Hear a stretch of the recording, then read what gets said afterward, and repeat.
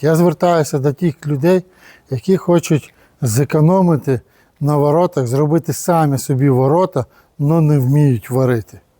Таких людей дуже багато, і вони теж хочуть зекономити, щоб лишній раз не наймати сварщика, щоб не шукати його, щоб він прийшов там варив, або звати сусіда, накривати йому поляну за 10 тисяч гривень, а потім ще йому гроші давати, або, скажімо так, одні ворота 2 неділі варити, добухати, і в ітогі наварити невідомо що.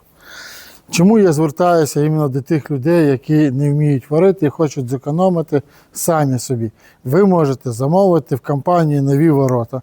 Ось такі каркаси. Це всі каркаси, які стоять, це вже і мають індивідуальний розмір. Тобто під індивідуальний проєм. Оце всі каркаси, які тут стоять, мають індивідуальний розмір. Також в компанії є стандартні.